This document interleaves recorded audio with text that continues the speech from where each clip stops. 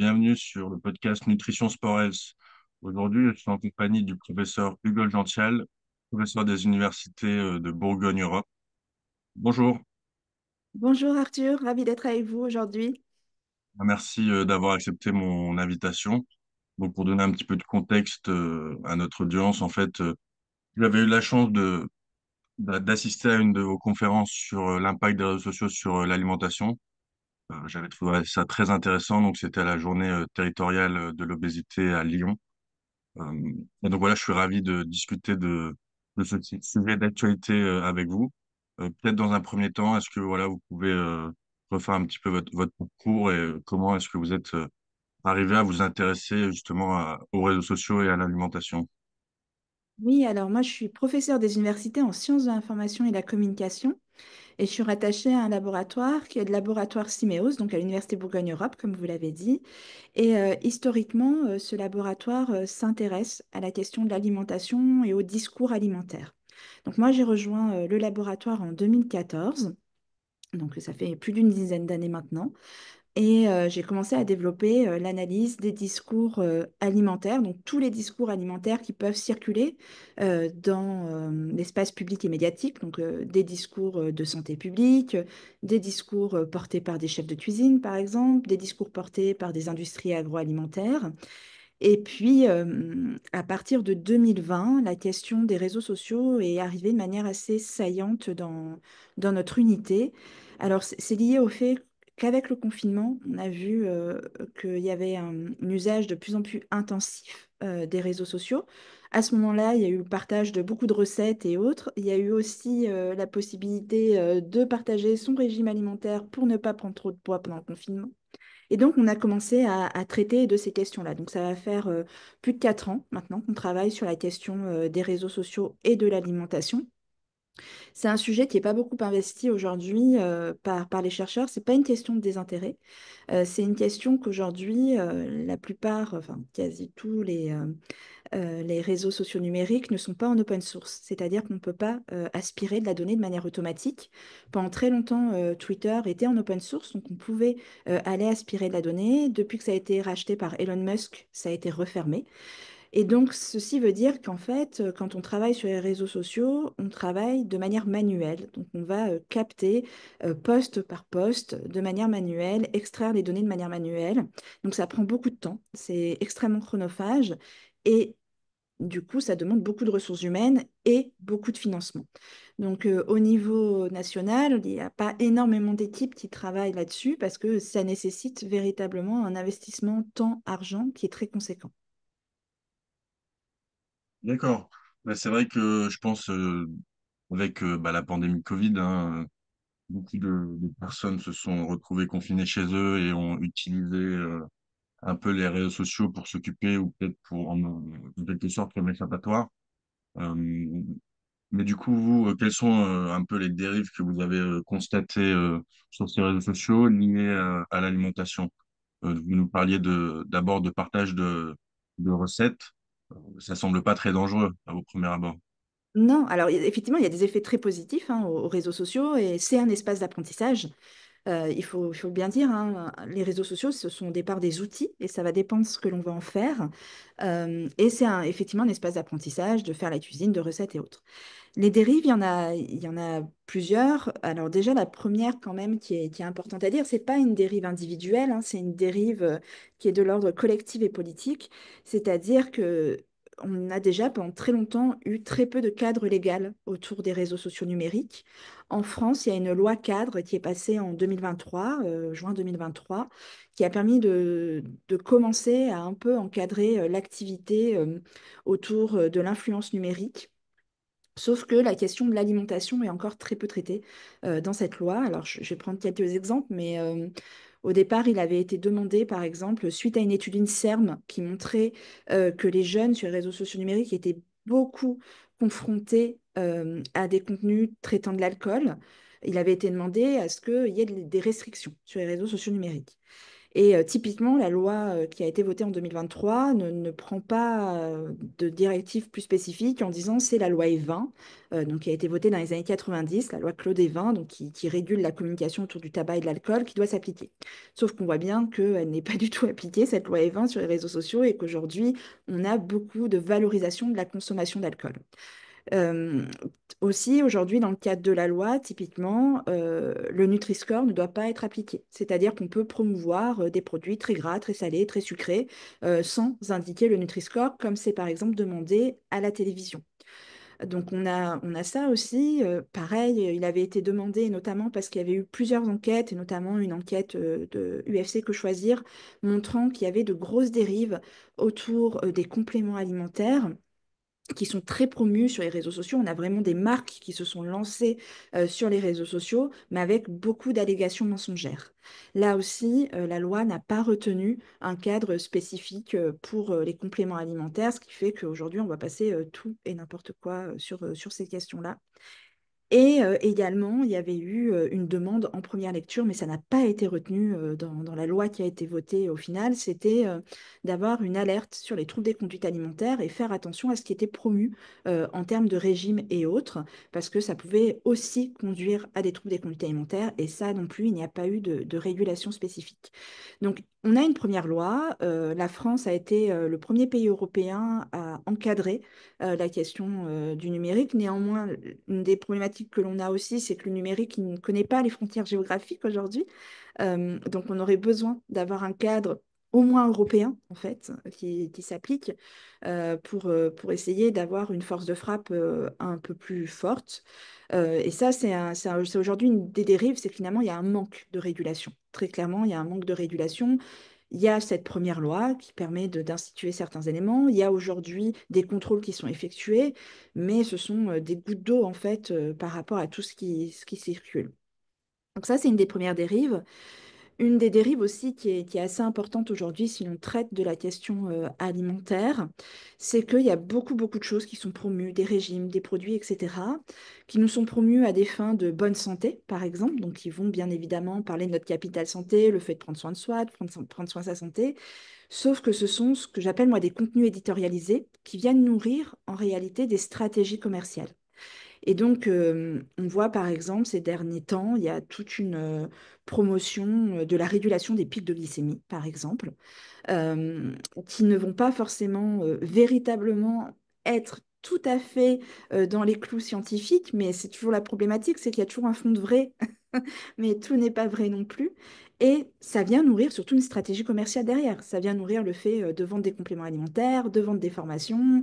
Et en réalité, on nous fait croire que c'est réel, mais c'est surtout d'abord dans une stratégie commerciale. Parce que bien évidemment, il y a des enjeux derrière qui sont des enjeux aussi de modèle économique. Et on voit bien, alors si on prend une plateforme comme Instagram, on va pas être rémunéré en fonction des contenus et des vues qu'on va faire. C'est différent pour YouTube et pour TikTok. Mais il va donc falloir qu'on trouve un modèle économique. Et le modèle économique, c'est soit des partenariats avec des entités qui vont être plus ou moins des produits ou des services qui sont réellement bons pour la santé, ou ça va être de développer ses propres formations, son propre produit, son propre service. Ce qui fait que ce manque de régulation, associé au fait qu'il faut trouver un modèle économique derrière, fait qu'on a quand même un terrain propice à la désinformation. Et ça, pour moi, c'est une des dérives principales aujourd'hui qui se passe autour des réseaux sociaux et de l'alimentation-nutrition de manière générale. Il y a beaucoup de choses qui ont été dites. J'aimerais revenir sur deux, trois points. Euh, D'abord, par rapport au Nutri-Score. Donc, c'est vrai qu'il y avait eu récemment le scandale avec notamment Danone qui avait retiré le Nutri-Score de ce produit. Et j'ai aussi vu par ailleurs que le nouvel algorithme du Nutri-Score n'était pas encore appliqué en France. Donc c'est vrai qu'on peut y voir un peu des sortes de lobby alimentaire derrière, hein, qui est bien implanté, en tout cas en Europe et je pense même dans le reste du monde. Par rapport aux allégations de santé, c'est vrai qu'il y a beaucoup de compléments alimentaires qui sont promus avec beaucoup de vertus, ou même des recettes miracles, régime, détox, etc. c'est vrai que ça pilule partout sur les réseaux sociaux et ça peut, je pense, être dramatique dans le sens où le grand public, en fait, passe maintenant beaucoup plus de temps sur les réseaux sociaux que avec des professionnels de la santé. Donc effectivement, s'ils sont martelés de messages qui vont dans le sens de régime miracle ou de compléments alimentaires qui peuvent les aider à améliorer leur santé ou diminuer, je sais pas, leur anxiété, moins vite vieillir, etc. C'est sûr que nous, en tant que professionnels, on a beaucoup moins de poids, mais du coup, c'est pour ça que je milite pour que les diététiciens et tous les autres professionnels, en fait, c'est-à-dire prennent la place sur les réseaux sociaux pour essayer de d'informer les gens de la meilleure façon, même si voilà, parfois entre nous, il y a quand même des petits messages qui s'opposent, mais bon, ça, je pense, c'est un peu dans toutes les professions. Mais par rapport, du coup, pour revenir à vos travaux de recherche, donc vous travaillez via Instagram, TikTok et Oui, YouTube.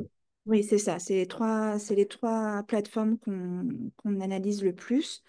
Par rapport à ce que vous dites sur le fait d'être martelé, ça c'est aussi important de le rappeler, je pense. C'est que si par exemple on est au mois de janvier et puis on se dit je vais faire une détox, on va commencer à regarder des contenus en lien et en fait on va très vite se retrouver dans ce qu'on appelle des bulles algorithmiques. C'est-à-dire qu'on va avoir beaucoup de contenus qui vont arriver où on va nous proposer tout un tas de choses autour de la détox par exemple. Et on va avoir la sensation que effectivement, finalement, c'est réel, c'est bien ça qu'il faut faire parce qu'on va avoir une typologie de contenu assez similaire qui va nous être remontée. Et ça, c'est aussi une des problématiques que l'on a, c'est qu'effectivement, au bout d'un moment, on se retrouve exposé à un discours qui va être finalement très, très similaire parce qu'on se retrouve enfermé dans notre bulle. Et ça, c'est quelque chose que ça aussi, ça demande beaucoup de ressources en fait de l'étudier. C'est-à-dire que aujourd'hui, nous, au sein du laboratoire, on a une pluralité de comptes qui nous permet en réalité d'essayer de contourner ces bulles algorithmiques et de ne pas se retrouver enfermés nous-mêmes dans des bulles quand on étudie les réseaux sociaux numériques. Et ça, je pense que c'est très important de le rappeler. C'est que par moment, on a l'impression que cette information, c'est une information extrêmement saillante, mais en fait, c'est une information extrêmement saillante sur notre feed, mais pas forcément sur le feed du voisin ou dans le monde social de manière générale. C'est vrai que vous le faites bien de me rappeler cet effet un peu bulle algorithmique. On a parfois tendance à l'oublier qu'on est tous dans notre petite bulle et on pense que ce qu'on voit en fait c'est toute la vérité, rien que la vérité. Et ouais, je pense que c'est important de le rappeler. Par rapport à tout ce qui est food challenge, vous étudiez ce type de contenu? Oui, oui, parce qu'on voit bien que alors ces food challenge-là, bah, l'année dernière, ou il y a 2 ans, il y avait eu un food challenge pour maigrir et pouvoir faire 2 fois le tour de sa taille avec les fils, par exemple, de ses écouteurs. On a eu aussi l'année dernière le Tide Gap Challenge qui avait déjà été mis en place au début des années 2014-2015, qui vise à avoir des cuisses très fines qui ne se touchent pas. Et donc, on voit bien que, alors c'est lié à des dimensions corporelles, mais c'est bien aussi un régime alimentaire très strict qui va être mis en œuvre pour pouvoir atteindre ces objectifs corporels. Donc, on les étudie parce qu'effectivement, ça génère généralement de l'engouement, notamment chez les cibles plus jeunes, mais pas que, hein. Je pense il faut quand même avoir conscience qu'aujourd'hui, les réseaux sociaux numériques, on a aujourd'hui des natifs, donc des personnes qui sont nées avec. Et donc, peut-être qui aussi sont parfois un peu plus éduqués. Et on voit que chez les jeunes, il y a quand même un recul critique. Mais on voit que chez les personnes de 50 ans et plus, c'est pas toujours le cas aussi parce qu'il n'y a pas forcément eu d'éducation aux médias à ça. Donc j'aime bien rappeler que non, ce n'est pas que les jeunes qui sont naïfs par rapport aux réseaux sociaux. Et donc les food challenges peuvent être utiles, peuvent être suivis aussi par des cibles de population plus larges. Nous, on s'y intéresse très clairement parce que ça peut, à un moment donné, déclencher des troubles des conduites alimentaires aussi.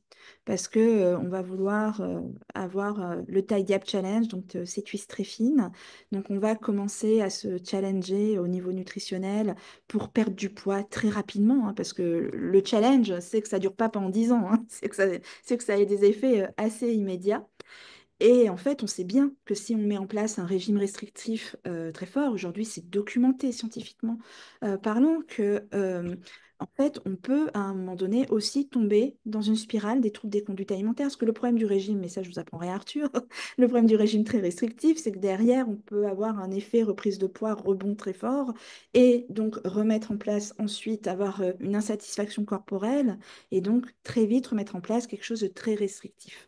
Et donc ça, c'est nous ce qu'on essaie de comprendre. Et ça fait partie des choses que l'on va commencer à étudier cette année, là, sur la notion d'insatisfaction corporelle, en fait. Comment aujourd'hui, tout est créé sur les réseaux sociaux pour qu'en réalité, on ne soit pas satisfait de notre corporalité, parce qu'aujourd'hui, il y a encore une fois, c'est très peu régulé, ces éléments-là. Et on voit bien que très vite, en fait, ça peut engendrer des problèmes de santé publique massifs en réalité. Je vous rejoins tout à fait sur l'insatisfaction corporelle. À noter aussi que c'est très présent chez les jeunes hommes également, Tout à parce que fait. c'est vrai que on parle souvent des idéaux de beauté féminin, mais il y a aussi l'inverse chez les hommes. Grands, forts, musclés, il ne faut pas qu'ils soient trop gras, il faut vraiment qu'ils soient secs, saillants. Donc c'est vrai qu'on pense souvent aux jeunes femmes, mais il y a beaucoup de jeunes hommes qui tombent aussi dans des boucles algorithmiques où ils voient que des physiques très impressionnants, souvent en plus qui prennent des compléments alimentaires protéinés, mais qui cachent le dopage. Donc c'est bien aussi de le rappeler. Pour revenir sur les food challenge, c'est vrai aussi qu'on voit l'effet inverse. Beaucoup de vidéos où on voit des jeunes hommes ou des jeunes femmes faire du binge eating, hein, manger de très grosses quantités. Je sais qu'il y avait des hashtags spécifiques, c'était le hashtag mukbang ou... Mukbang, ouais, tout à fait. Ouais. Effectivement, alors c'est une tendance qui vient de Corée du Sud, le mukbang, où des jeunes femmes vont manger de très très grosses quantités de nourriture et vont se filmer. Ce qui est quand même intéressant de souligner, en fait, c'est que nous, sur toutes les vidéos de mukbang qu'on a pu analyser, c'est que en réalité, alors ce sont des jeunes femmes la plupart du temps ici qui se mettent en scène. Ces jeunes femmes ont une corporalité très normative, elles affichent un corps très mince, voire maigre. Donc il y a finalement une distorsion de la réalité entre ce qui est consommé et le corps mis en scène, ce qui interroge sur la véracité de ce qu'elles montrent. Est-ce qu'elles consomment vraiment tout ça? Mais aussi ce qui interroge, est-ce que derrière, il n'y a pas des troubles des conduites alimentaires où les personnes peut-être se font vomir après avoir consommé tout ça. Donc effectivement, il y a ces effets-là aussi de mukbang où on va se prendre en train de manger un volume extrêmement important de nourriture. Et ça, en fait, c'est aussi toutes les dissonances hein, qu'on regarde, nous, sur les réseaux sociaux numériques. C'est-à-dire que on voit notamment sur les What I Eat in a Day, donc qu'est-ce que je mange en une journée, ou on va avoir des contenus. Nous, on a analysé des contenus Instagram où en fait, on se rend compte qu'on avait analysé un peu moins d'une centaine de publications en essayant de très, très finement aller, de quantifier en fait le nombre de calories mangées. Ça avait déjà été fait aussi dans une thèse, la thèse de Maxime David qui avait travaillé sur des feed girls sur YouTube, qui avait analysé aussi très clairement les contenus d'assiettes qu'elles publicisaient. Et nous, ce qu'on a montré, ce qu'avait montré Maxime David sur YouTube et nous, ce qu'on a montré sur Instagram, c'est qu'en réalité, on est largement en deçà des recommandations journalières, d'autant que généralement, c'est associé à une pratique sportive assez intensive. Donc nous, on avait le minimum qu'on a eu d'analyser, c'était 875 kilocalories par jour. Donc on est très en deçà. Et à côté de ça, on a aussi les tendances, les cheat days, les cheat meals, où Oui, tout est permis, où on va pouvoir, après s'être restreint, on va avoir une journée ou un repas où tout sera permis. Et là, c'est pareil, c'est la débauche totale. Là aussi, on a analysé des contenus et on a quand même vu jusqu'à 15 000 kilocalories consommées en une journée. Donc, on voit bien en fait qu'il y a une forme de tension et il y a un manque de nuances de manière générale. Donc, d'un côté, on a une restriction vraiment très forte, hein, des régimes très ouais. ascètes. Et de l'autre, on peut avoir une explosion du kilocalorie. Et ça aussi, c'est un terreau particulièrement fécond en fait pour le développement des troubles de conduite alimentaire. Et je voulais revenir à ce que vous disiez sur les jeunes hommes, c'est vrai, nous on l'a vu hein, sur les terrains qu'on a pu faire en collège et sur les études qu'on a pu faire, parce qu'on fait ce qu'on appelle des études de la réception. Donc on va voir les gens, puis on essaie de comprendre quels sont les effets en fait des réseaux sociaux sur leur régime alimentaire et sur les pratiques sportives et sur la perception qu'ils peuvent avoir d'eux-mêmes et de l'alimentation. Et en fait, chez les jeunes garçons, notamment, c'est vraiment de plus en plus saillant. Et ce qu'on a constaté pendant très longtemps sur tout ce qui pesait sur le corps féminin, notamment au travers les magazines féminins, hein, qui, dès les années 60 ont commencé à promouvoir la minceur, aujourd'hui, en fait, on le retrouve énormément chez les jeunes hommes, avec effectivement un corps qui doit être sculpté, donc avec un régime hyperprotéiné, puis vous l'avez dit, des pratiques qui sont pas loin du dopage par moment, pour développer sa masse musculaire. Bon, Et après, ça, les athlètes qui sont mis en avant sont souvent dopés. oui, et ça n'est pas dit. Comme les jeunes mannequins sont Oui, souvent anorexes, et ça n'est pas dit. justement, là, ça rejoint le fait enfin, ce que vous disiez au début avec les partenariats, les partenariats Oui, commerciaux de ces influenceurs. Et donc, souvent, ils promeuvent des protéines alimentaires, du collagène, des oméga 3, etc. Et donc, ils peuvent tout simplement pas le dire, sinon ils perdent leur partenariat avec la marque complètement. de compléments alimentaires. Donc, c'est aussi, c'est un manque de transparence dans ce Oui, oui, secteur-là, sur les réseaux sociaux notamment. complètement. Et ça, nous, ça nous interpelle d'un point de vue de santé publique, de se dire qu'effectivement, hein, aujourd'hui, les troubles des conduites alimentaires, ça, d'un point de vue statistique, ça touche beaucoup plus les femmes et les jeunes femmes et jeunes filles. Mais on voit bien qu'aujourd'hui, Une préoccupation, en tout cas, de voilà, plus il en y a plus une des jeunes hommes. tendance qui commence à montrer les prémices que finalement, les jeunes garçons vont être de plus en plus touchés par ces questions-là. Et en fait, on pourrait trouver ça positif en quelque sorte, c'est le fait que le sport a quand même pas mal été mis en avant sur les réseaux sociaux. Donc ça, c'est une bonne chose d'un point de vue santé publique, mais du coup, ouais, à l'inverse, il y a tout le pendant des troubles du comportement alimentaire. Ils ont augmenté en parallèle. Et donc, c'est vrai que c'est difficile à savoir comment réguler le tout, en sachant que, comme vous l'avez dit, le contexte du numérique dépasse les frontières de la France, de l'Europe, et donc il faut une collaboration presque mondiale pour essayer de régler ça. Mais sachant que c'est des plateformes privées, c'est très difficile à réguler. Enfin, voilà, Complètement. c'est C'est tout c'est un très, challenge. c'est très difficile. Alors, le sport, effectivement, hein, on voit bien qu'il y a une visibilisation des routines sportives. Et encore une fois, c'est le côté extrêmement intéressant des réseaux sociaux, hein. Ça peut être un espace où on va apprendre, où ça va nous donner des idées, ça va motiver aussi. Ça peut donner une source de motivation. Ce qu'on voit, nous, par contre, et ce qui nous interpelle plus, c'est que le sport est beaucoup vu par le prisme de la performance individuelle. Donc finalement, on traite peu déjà du collectif aujourd'hui. Le sport collectif est plus du tout promu. Et on voit bien, hein, si on regarde aussi des sportifs en sport co, en fait, ils vont d'abord valoriser leur performance individuelle avant de valoriser la performance collective. Donc ça, c'est quelque chose qui, bien évidemment, nous interpelle. On commence à avoir des premiers discours qui arrivent sur le fait que le sport, c'est aussi bien pour la santé mentale, c'est aussi bien pour un équilibre de vie global. Donc ça c'est intéressant, effectivement. Et pour en revenir sur le fait de la régulation, en fait, aujourd'hui, on ne pourra pas batailler avec des Mark Zuckerberg, des Elon Musk et tout ça, on n'aura jamais l'argent. Par contre, je pense réellement que ce soit l'éducation nationale, les professionnels de santé, ont un rôle à jouer en fait dans l'éducation aux médias. Et sur le fait aussi, déjà, c'est ce que je dis régulièrement, que ce soit un sujet, que ce soit abordé, que ce soit abordé en SVT, que ce soit abordé en cours de sport à l'école, que ce soit abordé en consultation. Souvent, c'est un sujet qui n'est pas traité, alors même qu'en fait, on sait qu'on est quasiment toutes et tous exposés aux réseaux sociaux.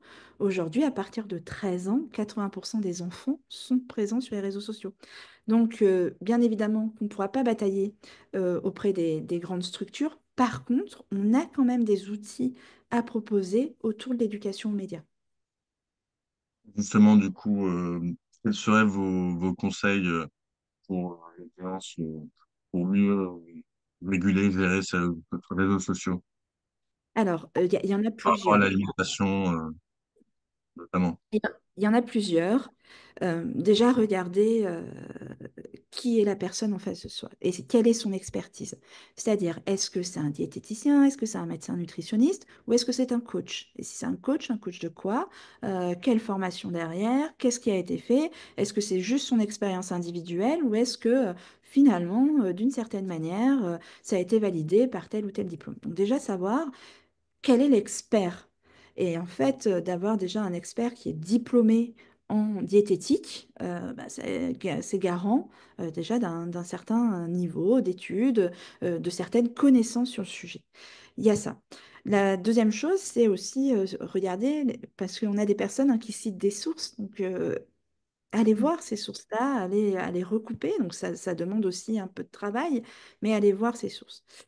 Et puis, il y a quand même quelque chose qui pour moi est important, c'est que d'une manière générale, quand on vous promet le miracle, ce n'est pas vrai. Ça ne fonctionne pas. Donc, un discours qui va être très miraculeux, un discours qui va vous promettre monts et merveilles en des temps très réduits, en réalité, c'est faux. Mais la première question à se poser, c'est vraiment la question de qui est l'expert en face de moi et sur quoi repose son expertise. On peut faire aussi, enfin, il faut pas hésiter, je disais, on se retrouve vite dans une bulle algorithmique, hein, mais il faut pas hésiter à se désabonner de certains comptes, hein. Enfin, il y a des moments où on peut aussi, on peut être actif en fait sur son feed. Donc on peut bloquer certains types de contenus, on peut se désabonner, on peut dire que tel ou tel contenu ne nous intéresse pas, et ça permet aussi des fois de reprendre un peu sa bulle. Donc ça, il faut pas hésiter également de C'est vrai que sortir de on cette bulle. oublie qu'on peut être acteur de sa bulle algorithmique. On peut quand Oui, même se désabonner pour justement pas visibiliser ce type de contenu. Il faudrait que j'y pense moi-même, du coup, d'ailleurs, hein. C'est vrai que j'ai des comptes sur le sport, je devrais peut-être les désabonner. on est effectivement, on peut être un peu acteur. Alors, bien évidemment qu'on est écrasé par le modèle, mais on a quand même quelques outils aujourd'hui. Pour revenir sur ce que nous, on appelle grossièrement les charlatans. Euh, c'est les personnes qui se disent experts, mais qui ne sont ni diététiciens, ni médecins nutritionnistes, euh, ou alors qui ne sont pas chercheurs dans le domaine de l'alimentation. Ça pilule énormément sur les réseaux sociaux. Est-ce que vous étudiez comme ça spécifiquement des individualités qui On sont a très des connues études, en France?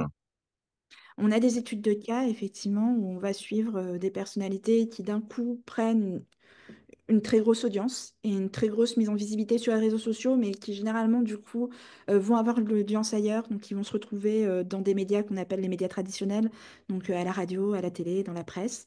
Donc, effectivement, on étudie aussi les individualités parce que ce qui nous intéresse dans ces individualités, c'est pas que l'individu, c'est aussi la manière dont ces informations vont circuler dans l'espace public et médiatique et finalement comment quelque chose va prendre euh, de l'ascendance et une ascension.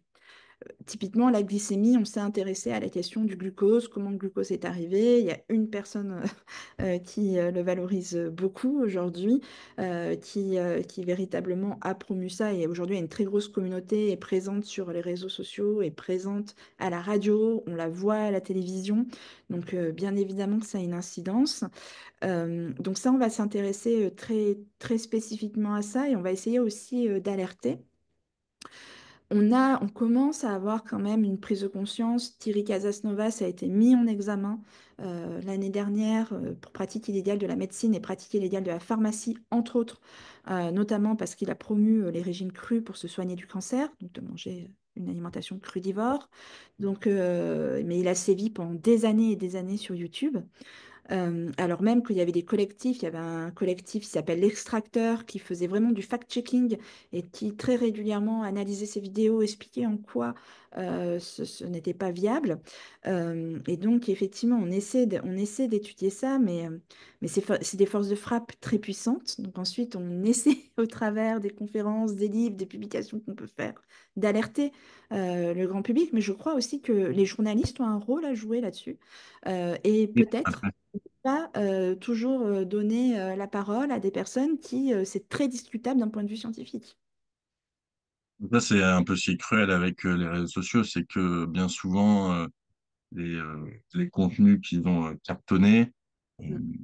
les vidéos qui vont venir en opposition, faire des fact-checking, seront beaucoup moins virales, vu que ça joue aussi beaucoup sur la polarisation, hein, les réseaux sociaux. Donc, malheureusement, en fait, il n'y a pas la même proportion, la même quantité d'audience qui va finalement avoir ce débunkage de tous ces concepts, du carnivorisme pour le cancer ou la diète cétogène pour les sportifs ou paléo, enfin bref. Mais ça, c'est vrai que c'est un peu ce qui est cruel et donc effectivement, les journalistes et les médias traditionnels ont un grand rôle à jouer parce que c'est vrai que parfois, quand on voit qu'ils invitent sur leur plateau des gens qui ne sont même pas reconnus comme bah, voilà, diététiciens ou médecins nutritionnistes ou pharmaciens avec une formation en nutrition, et qu'il le diffuse à des millions de téléspectateurs, c'est interpellant. Enfin, moi, je trouve ça très interpellant. Je ne me rends même pas comment c'est encore possible ben, en 2025. Parce que c'est vrai qu'on est déjà en 2025. Le temps passe si vite. Enfin, voilà, c'est très complexe. Et, bah, c'est beaucoup d'énergie dépensée pour essayer de diffuser des informations qui sont scientifiquement prouvées, malheureusement. Oui, complètement. Et vraiment, moi, je crois qu'il faut que aussi, collectivement, il y ait une forme d'éthique qui se mette en place. Et les journalistes, pour moi, ont un vrai rôle à jouer. Parce que c'est vrai que, après, quand ça sort de la sphère des réseaux sociaux numériques, ça touche encore plus une cible encore plus importante. Et il faut véritablement arriver à réguler ça. Peut-être pour finir, quels ont été les résultats clés de vos recherches ces 3 à 5 dernières années? Et bah, quel mécanisme ou quel challenge ou réseau social vous allez essayer d'expérimenter en 2025? Alors, dans les résultats clés, bah déjà de montrer que effectivement, sur les personnes avec lesquelles on a travaillé, on a plus de 50% des personnes avec lesquelles on a travaillé qui utilisent les réseaux sociaux pour s'informer sur l'alimentation et sur la pratique sportive.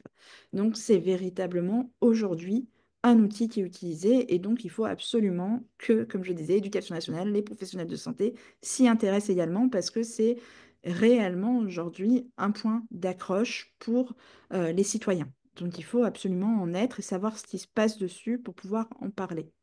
Donc ça, c'est un point clé de ce que l'on a pu montrer, c'est que ce qui reste sur les réseaux sociaux ne reste pas sur les réseaux sociaux et a une incidence réelle ensuite dans ce qui se passe dans nos assiettes et dans nos salles de sport. Donc ça, il faut véritablement en avoir une véritable conscience et l'intégrer. C'est pas quelque chose à côté, c'est quelque chose qui se passe pendant. L'autre chose sur lesquelles nous, en 2025, on va se concentrer, c'est que en fait, les premières études qu'on a faites, on les avait centrées bien sur l'influence alimentaire spécifiquement. Et très vite, en fait, la notion de corporalité, elle est arrivée de manière saillante parce que on réduit son alimentation pour pouvoir réguler son corps, en fait. Et donc, en 2025, on va mener des enquêtes, notamment dans des lycées, donc sur des cibles 15 ans et plus, pour travailler justement sur l'image du corps aujourd'hui et quelle influence les réseaux sociaux ont sur l'image du corps, l'insatisfaction corporelle dont je parlais tout à l'heure. Et donc là, on démarre à partir du mois de mai de nouvelles enquêtes dans des lycées. Voilà. Bah, super, je vous souhaite beaucoup de courage et d'abnégation pour réaliser ces travaux de recherche. Bah, je vous remercie beaucoup pour le temps que vous m'avez accordé. Et, Merci beaucoup. bah, je vous souhaite une belle fin de journée. Au revoir. Au revoir, merci. Avant de conclure ce podcast avec le professeur Hugo Gentiel, je tenais tout d'abord à m'excuser pour le son de mon micro. Je me suis rendu compte en fait pendant le montage bah, que je l'avais mal positionné et donc lorsque je parle, c'est pas toujours audible. Ensuite, je voulais bah, voilà, vous remercier pour les 1000 abonnés. Ça me fait extrêmement plaisir vu que je mets énormément d'énergie et de temps dans ce podcast. Et c'est vrai que bah, ça fait déjà maintenant bientôt 5 ans que je publie. Donc ça a été un très long chemin pour arriver aux 1000 abonnés, mais voilà, ça me motive à faire encore plus de contenu. Je voulais aussi bah, voilà, faire la promotion du livre du professeur Hugo Gentiel. Donc si ce sujet vous intéresse, n'hésitez pas à consulter son livre. Il apparaîtra normalement sur la vidéo du podcast aux éditions Murmure. Et bah voilà, moi je vous dis bah, à la prochaine. N'hésitez pas à liker, à partager ce podcast autour de vous. et à vous abonner si ce podcast vous plaît. Merci beaucoup en tout cas et à bientôt pour de nouvelles aventures avec les vrais experts de la nutrition.